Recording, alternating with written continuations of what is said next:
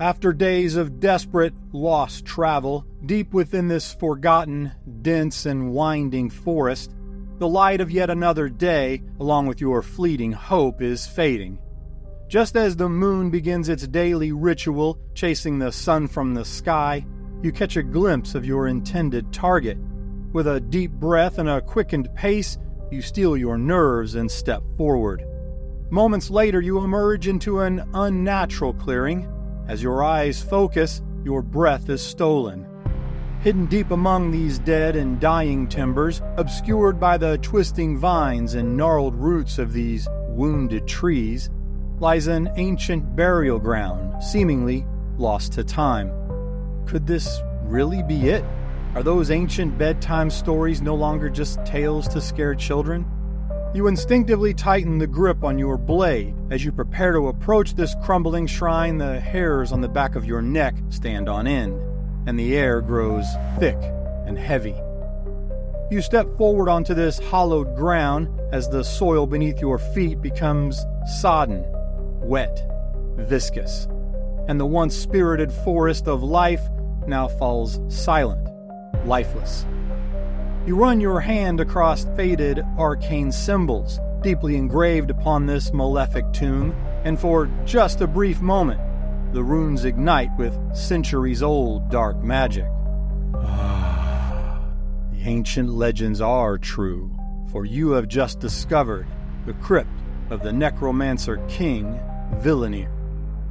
The intoxicating mix of exhilaration, discovery, and dread overwhelm as you steady your resolve to continue. You slowly breach this sealed sepulchre. The tomb's heavy stone slab groans beneath its own weight as it claws and scratches the earth beneath. Centuries-old whispers escape their own imprisonment, the fetid air overwhelming your senses, a draft now vitiated into stale decay, a remnant reminder of the death within. As you peer into the dark Sumerian descent that lies ahead, long extinguished torches lining the darkened walls of this unholy vault spring to life with an eerily haunting flame. They flicker nervously, as though even they realize, they fear what lies ahead. Today we revisit one of the most vile and feared enemies across all of role-playing as we breach the decayed tomb of the legendary Lich. We may have cautiously traveled this path before, but nothing like the depths of world-building and lore this extended series will cover. From the history and origins to unlocking the secrets of lichdom, this is Volume 1 of a multi-part lore saga for 2025, an all-new expedition into the crypts of the Dread Lich. The process by which the Lich enters our realm involves the most callous and selfish of mortal kind, their mastery of forbidden and profane arts, and various pacts and bargains struck with dark figures stretching across the outer planes. Strictly verboten and taboo among the living, but necessary to achieve a measure of power and a form of immortality that simply could not be achieved otherwise. But the price is steep. Liches are a malevolent and malefic evil undead who exert command of the darkest of arcane arts and are both feared and despised for their ability to control the dead through their necromantic powers and their mastery of some of the most deadly spells known in this life or the next. Liches are created when a wizard or other supreme practitioner of the magical arts, fueled by an unchecked ambition, an all-consuming lust for power, cruel arrogance, and an endless thirst for knowledge, seek to achieve immortality through any means necessary and at any cost. In pursuit of this end, the mortal beings complete a treacherous pact, binding their mortal soul with the help of some dark power to an artifact known as a phylactery, the key to their immortality in death. This transformation from life to death strips the vainglorious seeker of knowledge of any connection to the living, along with the severing of any shred of a moral code, compassion, or empathy they may have once held as a virtue in life. But in return, this emergent undead evil gains access to the esoteric and unholy powers that it hungered for in its former life. Liches are often used as the final encounter or a culmination to an epic ending in a tabletop adventure or campaign, and are renowned for being some of the most truly challenging and difficult creatures to face, especially if you are so unfortunate as to encounter one in its lair. Their intelligence, cunning, and mastery of the dark powers make them a formidable evil that should never be taken lightly by the adventuring party or by the dungeon master. Generally speaking, Liches should only be run by experienced dungeon and game masters and against high-level party members, where all at the table are made well aware of the Lich's devastating power and their ability to stop an encounter, an adventure, even a full campaign, suddenly and swiftly with a total party kill. Indeed, the Lich's body count is nearly unrivaled.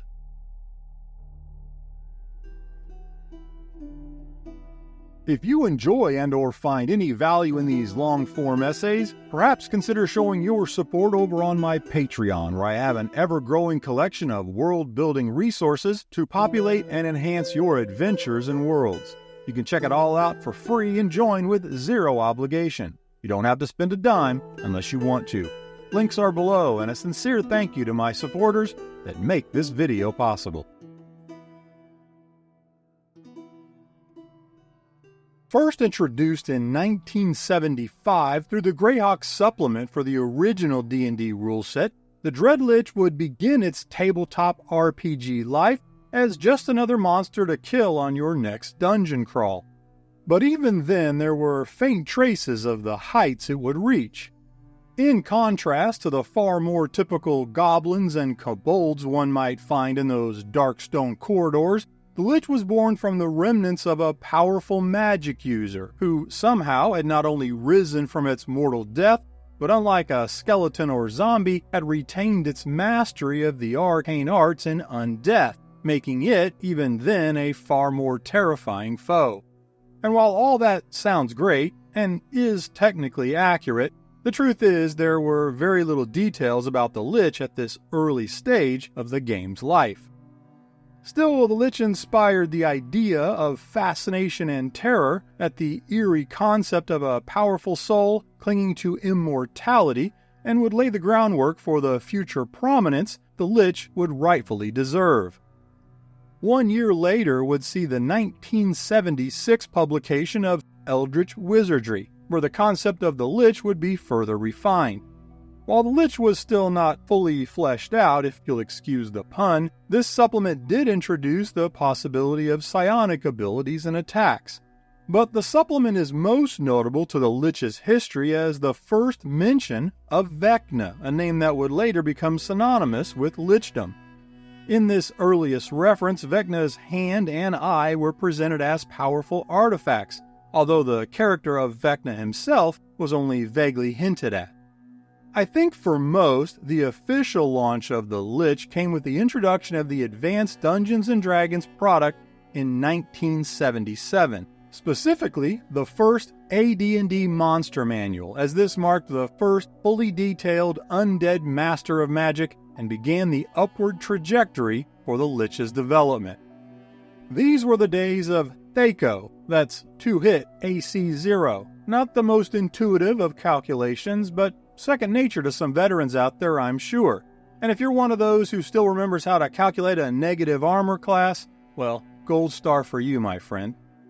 Nonetheless, it was in that very first AD&D Monster Manual that we were first told, most cryptically I might add, how the Lich comes to be, stating that these formerly ultra-powerful magic users have attained their undeath through certain conjurations, enchantments, and a force of will. We are also given a full stat block, and this is where we find the first mention of the phylactery. We know now that this is the soul vessel that stores and safeguards the Lich's life force, but if you were a DM in that earliest era, the Monster Manual literally just provided the word. And no internet. I guess it would have been off to the library just to find out a phylactery was a small leather box to hold religious texts. Good times, I am sure. Worth mentioning here in this era, if a little off topic, is one of the vanguard artists of early Dungeons & Dragons and the artist for the 1977 Lich, among many other monsters.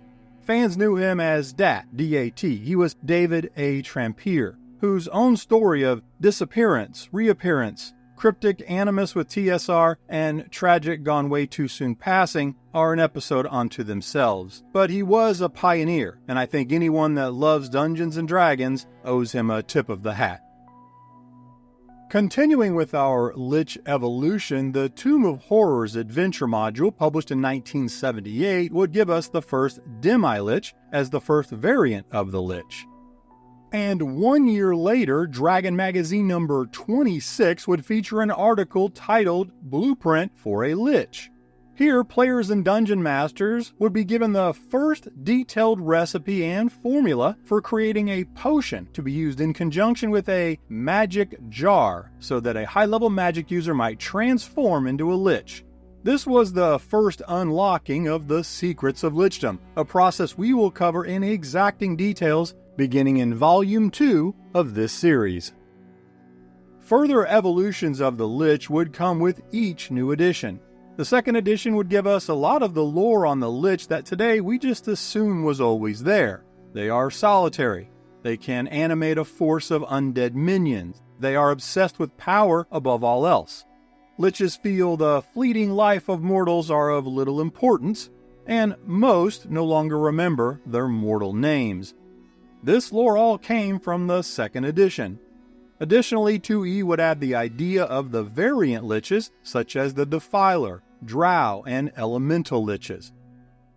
Third edition would bring two significant and positive contributions to the legend of the Lich.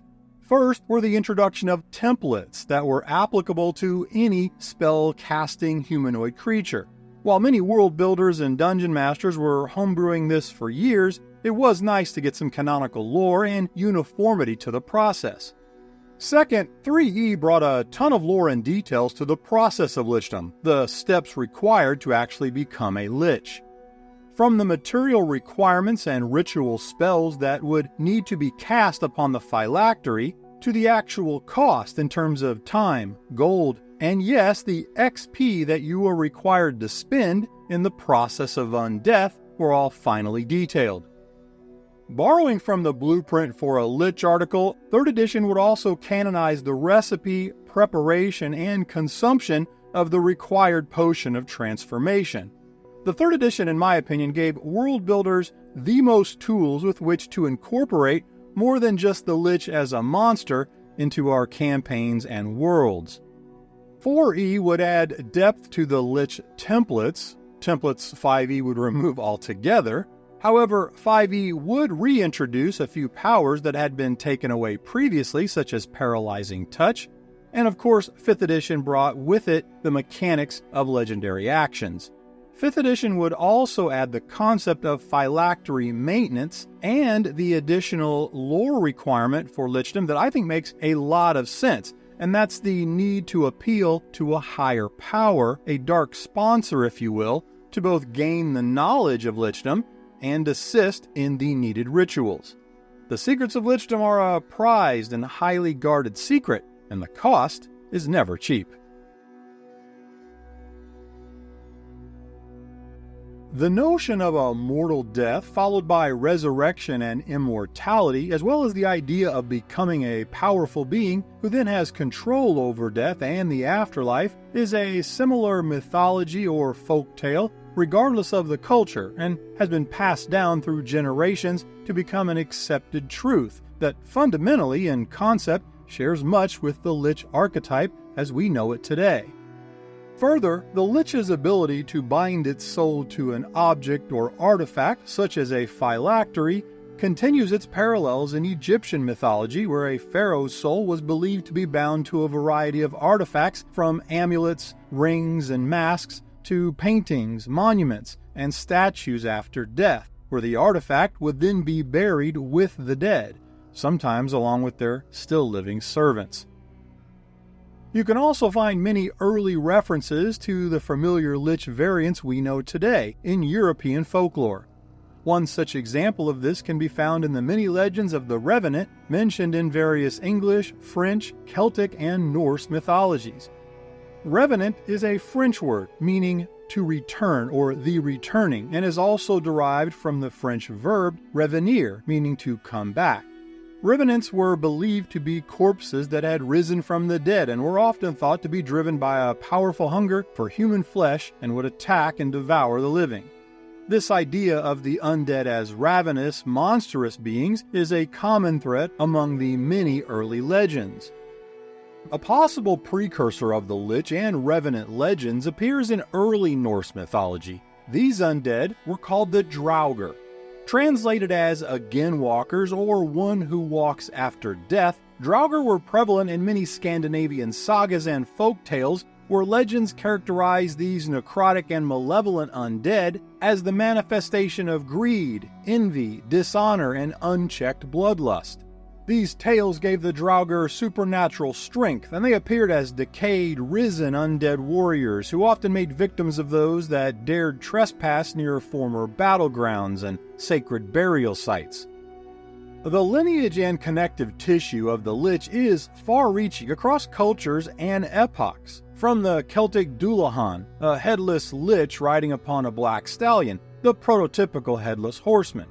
The yokai or ubume from Japanese folklore, a spirit or aberration of a haunting woman associated with death and childbirth. And from African Ashanti folklore, we have the Oboyifo. Born through black magic, these are undead that take the form of hybrid witches and vampire-like liches. There are as many variants as there are cultures, yet regardless of its form, from a mythological perspective, the notion of undeath begins with humanity's fascination with the afterlife, where in many cultures death is not seen as an end but as a continuation of life in a different form. Conversely, the Lich and the many terrifying variants of the undead can also be seen as a reflection of our own fear of death and the unknown. The whole concept of the dead returning to hunt the living is a common theme in horror literature and films and mirrors our fear of that which is unknown and unexplainable. The Lich symbolizes a transformative power, harnessing the unknown dread of what lies beyond to give death a level of empowerment and agency, a defiance of the natural order that most mortals fear.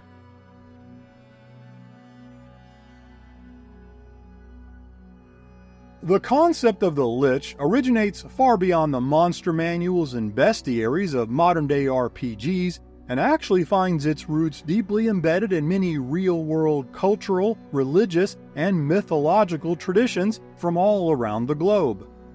The Lich, in much the same form that it exists today around our gaming tables, can trace its deepest roots to the folklore and tales passed down for generations among many different cultures, including the English, Scandinavian, Scottish, Germanic, and Egyptian, among others. In many cultures, death was seen as a transformative process, and for many societies, the dead were believed to live on in some form of afterlife, thus existing outside the mortal realm, an example of the real world paralleling in many ways the world of fantasy. In many cultures, those who achieved status, title, power, or other forms of acclaim in life were worshipped as gods or deified ancestors in death. One of the many examples of the Lich in cultural mythology comes from ancient Egypt, where the pharaoh Osiris was murdered by his brother Seth. It is a tale that combines the themes of jealousy, betrayal, and the balance of order and chaos that anyone that plays Dungeons & Dragons is all too familiar with. According to this mythology, Osiris, Egypt's king, was known for his just and fair rule. However, his brother Seth, envious of Osiris's popularity, plotted against him. To accomplish his treachery, Seth held a great feast and presented a decorated sarcophagus made just for the pharaoh. Marveling at the exquisite craftsmanship, Seth invited Osiris to lie down in this coffin to confirm it was a perfect fit and seek his opinion on its comfort and grandeur. When Osiris climbed in, Seth and his co-conspirators trapped Osiris in this chamber of death, sealed the coffin with lead, and cast the tomb into the river Nile. According to the mythologies of this tale, one of the very first Egyptian gods, named Nu, sometimes also referred to as Nun, was a primordial being, personified by the infinite expanse of dark and directionless waters. It is said he guided the sarcophagus to a remote shore. However, Seth soon discovered this and proceeded to finish the job in the most gruesome of means, dismembering the body of Osiris into 14 parts that were then scattered across the distant lands. This death of the beloved Osiris threw the kingdom into chaos and made the Egyptian gods weep. Osiris's wife, Isis, greatly distraught, wandered throughout the land and managed to find 13 of the 14 body parts. I shall let your imagination decide which single part she did not find. And yes, you would be correct. But Isis was able to anoint the body of Osiris with precious oils and the rituals of the Egyptian gods, aka magic, and so was able to reconstruct that lost 14th part. In doing so, Osiris was given eternal life as the god of resurrection, the afterlife, and thanks to this newly constructed 14th part, Osiris and Isis were able to conceive Horus, the god of sun and sky.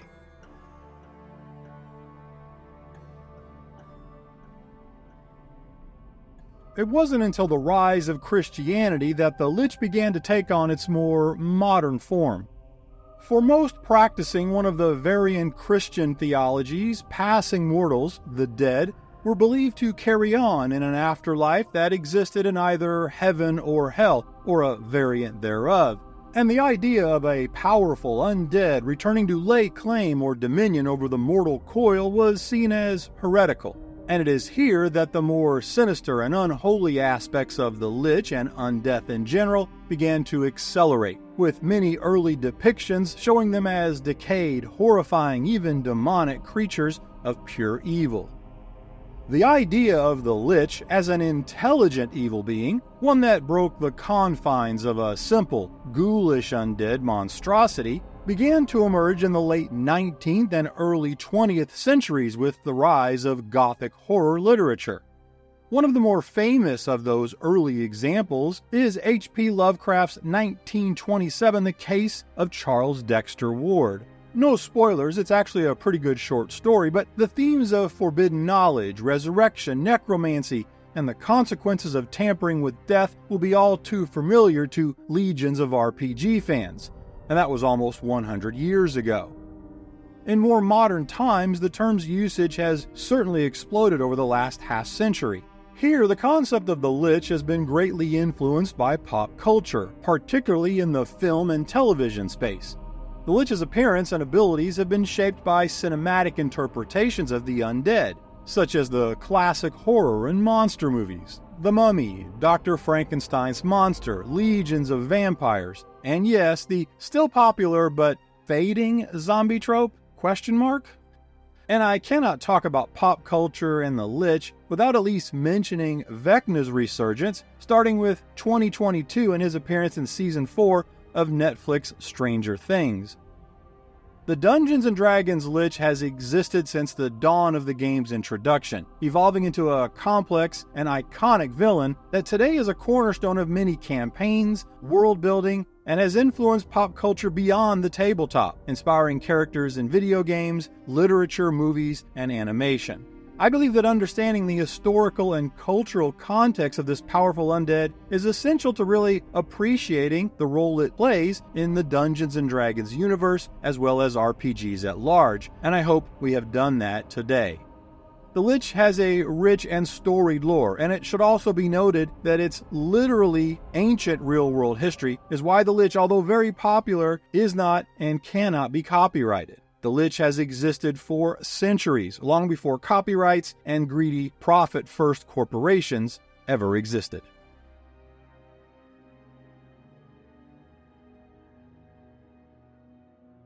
Thus far, we've talked a lot about the Lich's history, both in-game and out. But as we turn our focus inward to the players, DMs, and world builders of this volume, we must first discuss the unique challenges that the Lich presents in the crafting of worlds and mastering of campaigns.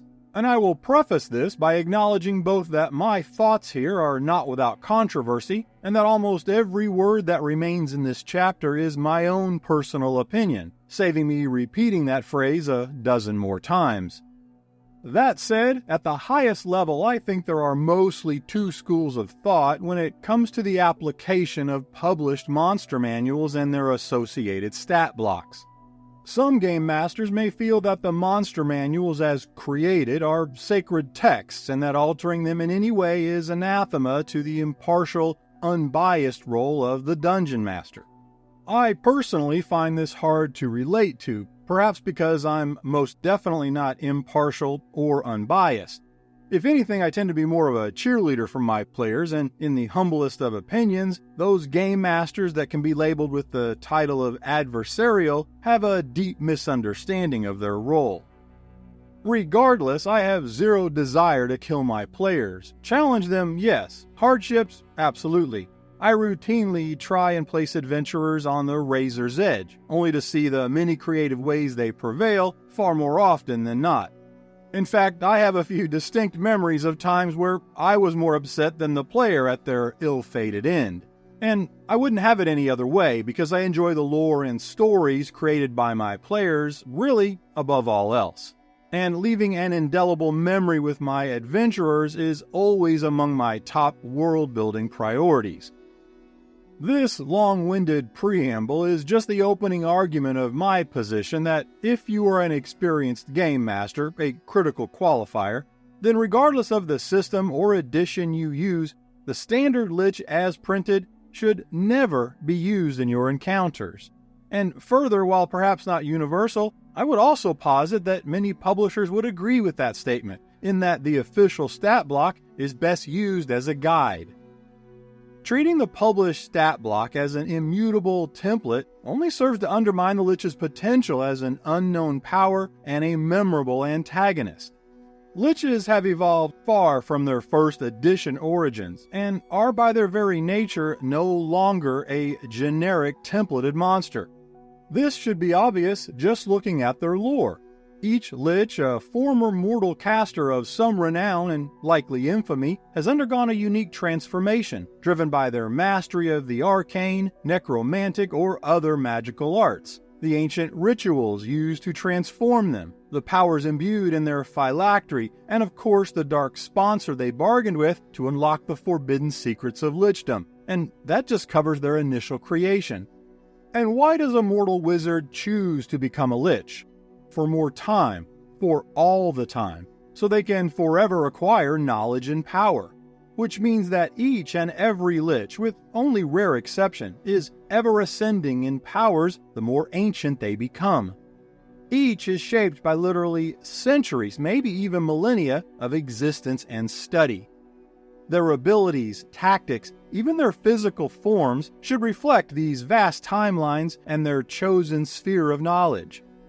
A Lich who was once a master of elemental magic might very well evolve to possess powers far removed from those of a former necromancer turned Lich. Or compare a Lich who has spent the last millennia studying and traversing the cosmic planes to another who has spent the same 1,000 years in the 9 hells. Not only would they present far different abilities, motivations, powers, and challenges to players, but you might be hard-pressed to find many similarities among the two outside of their undead Lich heritage. Each of these facets and many others should manifest to present a uniquely and vividly distinct Lich. This will not only remove the common and introduce the unknown, but the various themes can be used to provide hints as to the Lich's personal connections, backstory, powers, and even motivations, all working in concert to establish each Lich as not just a powerful evil worth 33,000 experience, but as a thematic and narrative adventure or story anchor whose eventual defeat will elicit a well-earned and significant sense of triumph.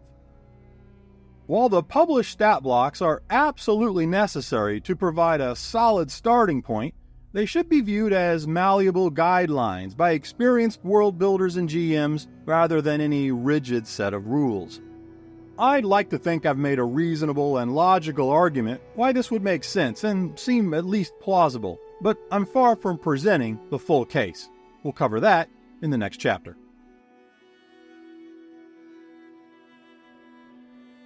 Never use a Lich stat block again. That was the single sensational message of the last chapter, but there's a wider perspective that we must view.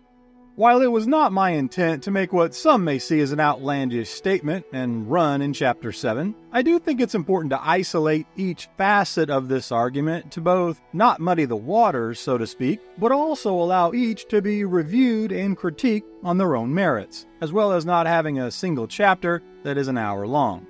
I think most, with experience across the many disciplines of Dungeons & Dragons, would agree that the Lich rests somewhere among the most iconic and narratively potent of adversaries. They might be first or sixth in your book, but as the standard creatures of the game that are not one of a kind, there's little doubt that the Lich exists somewhere in that elite company. As such, there are several important considerations in choosing to deviate from any standard stat block and create each Lich as its own custom variant. The first of these is the Lich's long game. That is, recognizing that the Lich's primary and inherent role is that of a long-term adventure or campaign-defining enemy. The challenge the Lich presents, plus their immortality, more than suggests that it's best leveraged as a pervasive presence that hangs over an adventure and will influence the story narratives from its earliest stages. By the time players confront a Lich directly, they should already have had many brief glimpses, interactions, encounters with its dark agents, and even felt its regional effects, all providing subtle and not so subtle clues, some breadcrumbs for the players to follow. The pall of undeath should loom ever large over the campaign, manifesting in corrupted landscapes, fearful whispers among the populace, and a web of conspiracies and dread that slowly tighten around the party. Now, perhaps you have far-reaching epic adventures awaiting your players after Lich's defeat, as part of a grand and all-encompassing larger world campaign. Well, that sounds amazing, first of all. Just realize that for those chapters of your narrative arc that are dedicated to the Lich, it should be both the driving force of the campaign and perhaps even end as the gateway to your next set of epic-level adventures.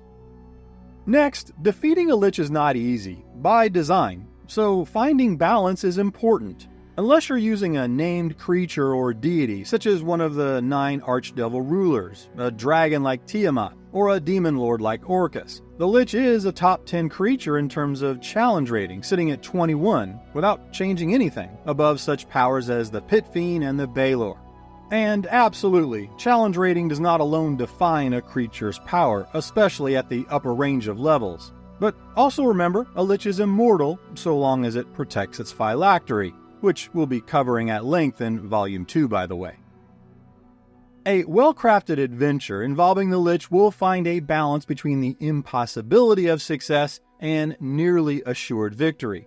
What I mean by this is to focus, at least in part, on the player's climb to that assured victory and understanding that reaching that will require many successful intermediate steps. This can include, of course, defeating minions, but also gathering knowledge on the Lich, its lair, its phylactery, and the vulnerabilities of each. Or perhaps there are powerful artifacts to be acquired that will ultimately counter the Lich's abilities, their defenses, or even draw it out of its lair where a Lich is most deadly. Regardless of the details, each of these earlier encounters should yield some important piece of the long-term puzzle, each with a compounding effect to prepare, enlighten, and empower the party to end this unholy plague of the Lich's presence. Early events in the campaign could begin to uncover the story, themes, and even the motivations of the Lich. Who was the Lich as a mortal? Provide a few different rumors as to the location of the Lich's lair. At this stage, none of them 100% accurate, but each serve as a side adventure and can yield more information or otherwise empower the group. What is the Lich trying to accomplish? Its motivation? Is it as simple as dominating the realm and making everyone its undead servant? Or does it seek some powerful knowledge or artifact? Or is there an element of revenge, retribution, or even a trace of humanity. As you progress into the mid-game, those early game questions should all be answered, and you can now focus on direct interactions and encounters that result in uncovering secrets associated to the Lich, like for instance, its phylactery. What form does it take? That in and of itself should be a highly guarded secret. Where is it located? What powers or wards does it possess? What's its weakness and how can it be acquired and or destroyed? And it is here in these early and mid stages that you should craft those amazing quest and story arcs that unravel the enigma and dread of the phylactery and begin the slow process of diminishing the power of your Lich. To me, this is critical. The Lich's phylactery is the key to its immortality, and most quest lines should serve to uncover its secrets. As a DM myself, I cannot think of many or really any valid in-game Lich encounter scenarios where the party would not be well armed with enough knowledge to at least make an educated guess on all the important aspects of the phylactery and how to circumvent or defeat them. Otherwise, you're just dooming your party to failure, and that could be memorable, but for all the wrong reasons.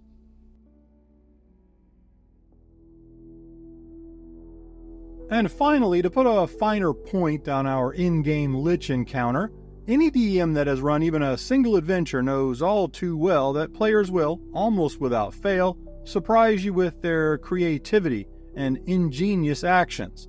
It's one of the many things I enjoy about running a game. And further, it is not long before that same DM learns the hard truth that it's impossible to forecast those countless scenarios that may result. However, there are a few things you can do in preparation. One DM trick I've used since the 3rd edition is to prepare in advance an in case of emergency break glass DM toolbox of sorts. It includes the most obvious of items any seasoned DM knows. NPC and city names, descriptions, details, just lists upon lists to keep from some immersion-breaking scenarios. But there are still emergencies that arise, and break glass I must.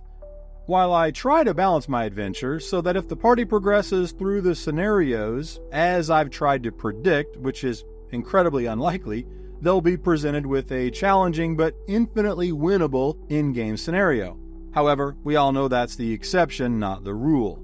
Therefore, any mid to high level adventure that I create has at least one, sometimes more, fully baked, lore complete, and complex NPCs that can bridge short-term gaps, avert oncoming disasters, or even reignite a stalled campaign.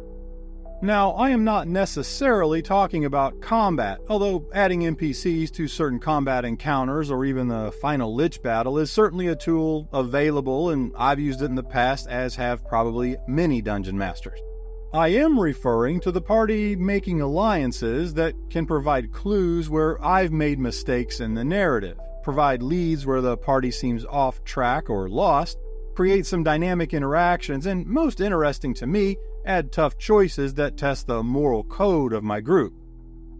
At my table, for example, an adventuring party had missed a couple of important clues about a Lich's phylactery. There were 3, and I had thought they were each well-seeded, and 2 of them were even redundant. However, in hindsight, I definitely made a key mistake in clustering them all up in the same couple of, quote, story chapters.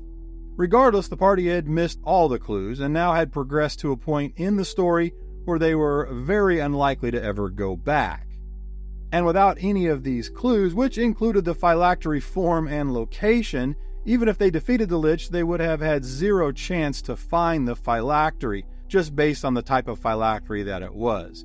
By the way, I'm only avoiding giving you the details because that exact phylactery is detailed in Volume 2, so I'm just avoiding spoilers. You'll learn soon enough. Now, it's one thing to create an NPC and have them just tell the party what they need to know. There's nothing special about that. However, my party didn't find what were pretty easy to find clues despite my own placement errors because they were being impatient. And even though, as I've stated, I'm my party's biggest cheerleader, I also think there are times when a little RPG karma may be warranted to teach a valuable lesson. So in order to make sure they got the information they absolutely needed, the party would meet a far less than honorable NPC, who just so happened to possess important information about a certain phylactery. This villainous NPC offered the knowledge, but there would be a cost. The NPC required the party's engagement in some unsavory activities on his behalf. In my specific campaign, this NPC was certainly not an upstanding citizen. He was a non-violent criminal, but it was made very clear he was not categorically evil, at least not in the unholy dark power wants to enslave the realm sort of categorically evil. It turned out he was the leader of an underground crime syndicate, and he wanted the party to either use their influence or even brute force to free another unsavory associate from a cell in a dungeon of a nearby kingdom. My party had several options, ranging from declining or accepting the offer as is, weighing the morality value of the clearly lesser evil, negotiating other terms, bribing with gold, all the way to their own trickery, or even threatening or attacking the NPC. I provide this incredibly simple example to illustrate a point that DMs should always be mindful of. In my scenario, there were literally a half dozen options the party had just in deciding on their response to the NPC, and each one might have had a very different outcome.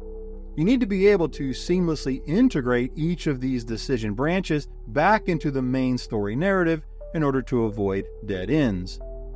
It's a little more work, no doubt, but by providing various avenues for progression and shortcuts to needed lore or clues, you can maintain narrative flexibility while still guiding players towards the intended end confrontation and at the appropriate scale. That will wrap up Volume 1 of our 2025 Lich Deep Dive. Yeah, we got a little bit of a head start on the new year, but that's a good thing. And I should let you know that you won't have to wait long on Volume 2, as it's already nearly complete at the time of this recording. But fair warning, Volume 2 is going to get dark. Unholy powers, the vile secrets to lichdom, and some homebrew custom phylacteries I promise you have never seen before. All right around the corner in Volume 2.